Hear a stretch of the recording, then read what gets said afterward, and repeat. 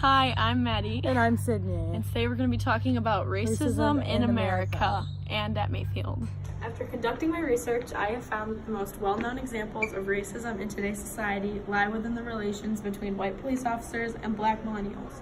Numerous shootings have occurred over the past several years in which unarmed African-American males were killed because a man in uniform believed they were a threat with a weapon and unlawful intentions.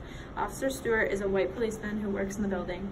I am going to ask him some questions about how he was trained to react in situations similar to those that resulted in the loss of human life and the ongoing debate of racism in the police force. Do you believe racism is still a prominent issue in American society? I don't think it's as prominent as some people like to believe it to be.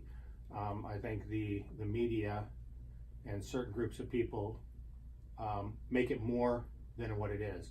I think more people prefer to get along than not get along than people are racist out there. I mean, how many white supremacists do you know? Have you seen any white supremacist groups around here? No. Have you ever been a witness or had any involvement in issues of racism within the walls of this building? I've never seen anything that would rise to the level of racism.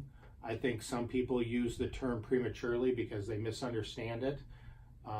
Simply by telling somebody they're not in a place they're supposed to be and they know they're not supposed to be there, or something doesn't go their way, whether it's black or white. Some people say it's racism, some people say it's favoritism. I think it's misused. As a police officer, do you think racially based stereotypes ever impact one's decision on the job? It's entirely possible. I personally have never used it to sway one way or another. I try to be as absolutely as fair as possible. I like the way, when I was trained, one of my instructors gave me a great way to think of dealing with the public. Treat every single person as you would want somebody to treat your mother should they encounter them as a law enforcement officer, until that person gives you reason not to or step it up to the next level. Do you think black people are more likely to commit crimes than white people, or vice versa?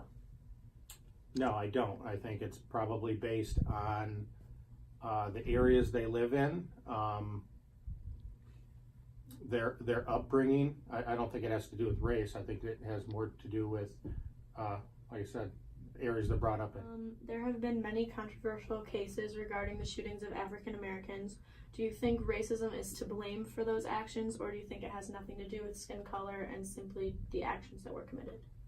I think a lot of it initially starts with the actions that are committed, and it becomes racially motivated when the news media decides to report on something before all the facts of that particular incident are investigated.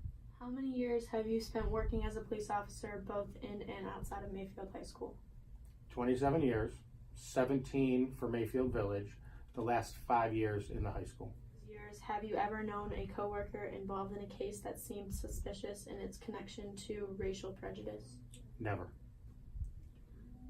Hypothetically, what do you think could be done in order to change the ways in which Americans, both black and white, refer to and interact with the police?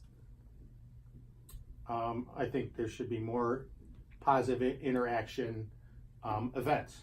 Like I know some cities, some jurisdictions will do like coffee with a cop, where you local restaurant in the morning, anybody can go there, ask a cop a question, get to know people. Like out of my uniform, people don't know who I am. So a lot of times people prejudge just because I'm wearing this uniform. Have you ever found or heard in this school for me not to be fair across the board with that? Doesn't matter skin color, race, gender, whatever it might be. And that's the way I like to play. I like to give everybody a fair shake. But I think the best way is just interaction. I mean, I get kids in here all the time that had preconceived notions of police, and just by the amount of interaction that I had with them, they realize we're not all that bad. Thank you very much. You're welcome. Ms. Lee is one of the guidance counselors in the building. She works with several extracurricular groups, including the Flag and Cadet Squad, for the varsity boys football games, and helps organize events with the girls group. She is also the only colored member of the Mayfield High School faculty. I am going to ask her several questions on her thoughts about the role of racism in today's society, as well as her feelings towards being the only Black individual alongside her white counterparts. How many years total have you been working as a guidance counselor? This is my 4th year. Do you enjoy working at Mayfield High School? I do. What are some things you dislike about working here, and how would you change them? This is in regards to Just in general. Or just in general? Okay. Well, I know that they're going to change. I know there are some changes that are coming that we've kind of like asked about in regards to the counseling responsibilities to better serve our students. So that's kind of like one of the things that I didn't like, but they're working on, so it should be better next year. Does it bother you that you are the only African American staff member? It doesn't bother me per se, but it does make me wonder why. It's the same way at the middle school. Mrs. Borden's the only Black person there.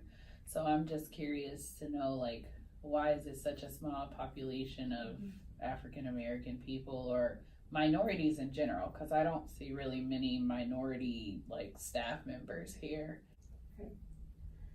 In general, have students ever come to your office because they felt their race was affecting the opportunities given to them or the treatment they received from others? Opportunities, no, but in regards to how they're treated, yes. There's a lot of times where kids come in to talk about how teachers treat them based on, like, if they're with a large group of friends and they're African American, there's some teachers that may say something to them about, like, them being in a large group or all going to, you know, the girls' bathroom together. It's like a problem. So it's just certain things that have transpired that kids have definitely shared with me. Do you believe that racism still has a heavy presence in society, or do you think its presence has faded over time? No, it hasn't faded. It's changed as far as how it's being presented to people, but it's definitely still here and alive. Have you ever been a victim of racial discrimination? I have.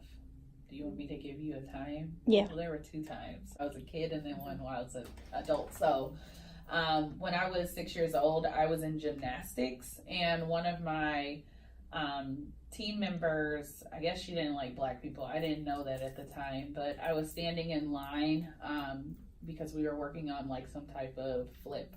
So I was waiting for my turn, and she jumped in front of me, and I told her, hey, you know, you don't supposed to like jump in front of me, wait your turn. And she said, no, I can get in front of you if I want to. And then she spit in my face. Yeah. And I was like, oh, okay. So then that happened. And then when I used to work in Florida, I was a counselor out there as well. I had scheduled a parent-teacher conference with a parent that had never met me. And when he first saw me, he said that he didn't want to work with me because I was Black and incompetent. So, and he had never seen me, met me, anything. So he didn't know what my credentials were, but he should have known because I worked at the high school. So obviously I was more than able, you know, to help kids in that manner. But that happened. It's okay. If a student is being treated unfairly because of their race, what action do you recommend for them to take?